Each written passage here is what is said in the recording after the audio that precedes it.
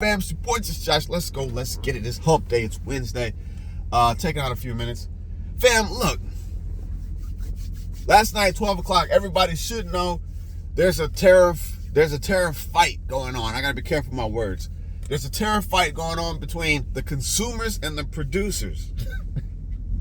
And look, I don't care what you think. I don't care if you think that 2 months from now it's gonna be the golden age, the glory days, everything is gonna be good. Everyone has come out and said on both sides, even the man himself, I'm staying out of politics, there's going to be some pain. It's going to take patience. It's going to hurt a little bit. And it will.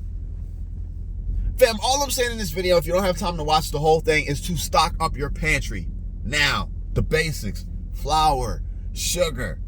I would even go ahead and get some, if you don't have it, some dry powdered milk. If you can find some dry freeze-dried egg mixtures, the basics. Make sure you got your canned goods. Make sure you got things that can sustain you, because fam, 104% tariffs on a country that produces probably 90% of everything that's on Amazon and Walmart and majority of the grocery stores. Look, if you don't know, chicken. We live in a just-in-time system on everything. Chicken. We have become so lazy. And let me just say this. No matter what happens, no country on the planet would ever be able to beat slave labor prices to produce things. Let that sink in. China is not playing fair. They can pay some Chinese person from the countryside that's willing to take a 10-hour ride to the cities to work in sweatshops, slave shops for $5 a day. And then at the end of the week, go back to the country. And it's legit, it's legal, it's happening. No country on this planet can compete with slave labor manufacturing. So don't just think, it's capitalism. It's basic economics. You always go to the cheapest source. And right now, we're entering a war with them. Look, fam, so this is how bad it's gotten. Majority of our chicken, who is it? Tyson, Purdue. China butchers and processes majority of the chicken, the poultry that we have here. So when this thing kicked off, the first thing China said is we will not be accepting any poultry items. Fam,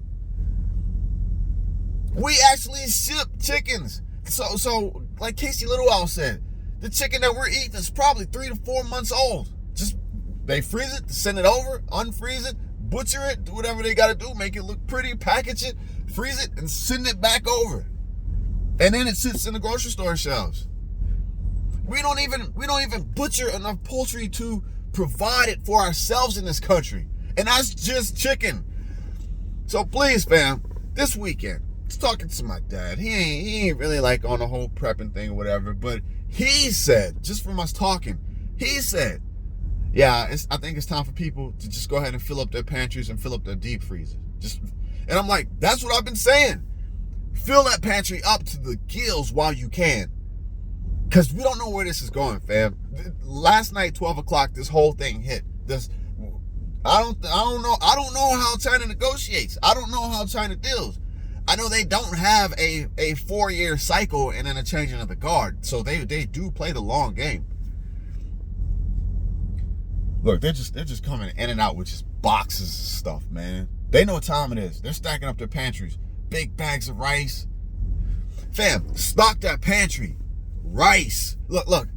And I know things are expensive now, but I can promise you they're only going to get worse. Things will probably double in price. They'll probably double at 104% tariffs. So could you imagine a loaf of bread, which now is pretty much like $2.50? Can you imagine a loaf of bread being $5? Can you imagine a gallon of milk being $10? Can you imagine eggs doubling? Can you imagine the basic sugar, a 5-pound bag of sugar, $2.65? It goes up to $6, $7. Could you afford things if everything doubled?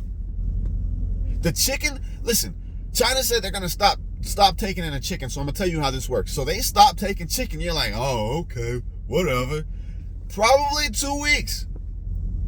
What you're gonna have first is all of the restaurants, the KFCs, the churches, the Popeyes. You're gonna have the grocery stores. They are all going to hoard whatever chicken they can get to make sure that the restaurants can finish turning a profit, which will make chicken, poultry, the prices explode even more so, not just because of the tariffs, but supply and demand on top of that. Fam, last week I bought a 3-pack of chicken breast, trying to be healthy, my air fryer. That's what I'm eating now. Air fry, I take a chicken breast, slice it in half, throw half of it in the air fryer, make some rice with some coconut milk, make it a little sweet with a little salad on the side. I'm trying to eat healthy. A 3-pack of breast. Kroger, no, was it Kroger? No, it was, I think it's Kroger brand. This is some kind of brand. It wasn't the fancy brand. Was $13 for $11 for 3 breasts. 11. Could you imagine paying $20, $25, $30 for 3 chicken breasts?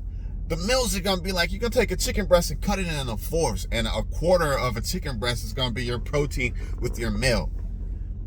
Fam, now is the time to go ahead and prepare. Just stock up the pantries. I ain't saying go crazy with all the fancy prepping stuff. Just stock up the pantries and find a way to make sure you can preserve things longer than what it needs to be. On Amazon, you can still find the Mylar bags, the assortment bags with oxygen absorbers. Go ahead and get your sugars. I'm going to say at least have about six packages of sugar, at least 4 or 5 packages of flour, something where you can make bread. All the other little, look, as far as like the juices and all that other stuff, go ahead and stock up on those little, I know, but like the Kool-Aid or the Crystal Light little packages with the sugar sweeteners, and I'm already stock up on that stuff. Because I really do believe the next upcoming weeks, we're going to be looking at some really hard times. I'm not going to lie to you. I was going to go over to Walmart today and just grab some stuff. Because people are watching. They are watching the news and they are listening. It's apparent from how many cars and how much traffic is going in and out of the store. I'm just going to do an order.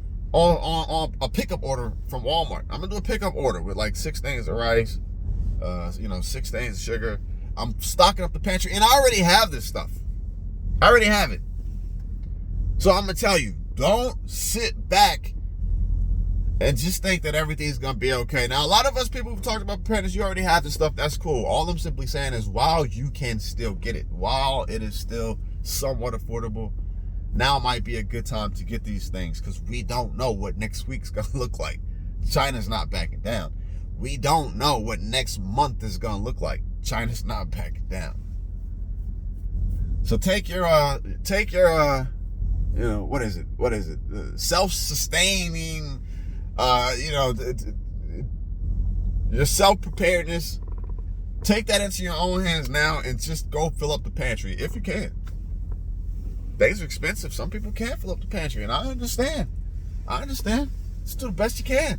Hit a couple of those food banks. I know. Stock it up. All right, y'all be safe. I'm going back to work. Crazy times, ain't it? This war with Iran had better not kick off, because if that kicks off, if gas goes through the roof, and we start looking at $8, $9, $10 gas, y'all, I don't know how this thing is gonna work. All right, y'all be safe. Prayed up, prepped up, spiritually, mentally, physically. Fill up that pantry. Your boy Josh. Peace.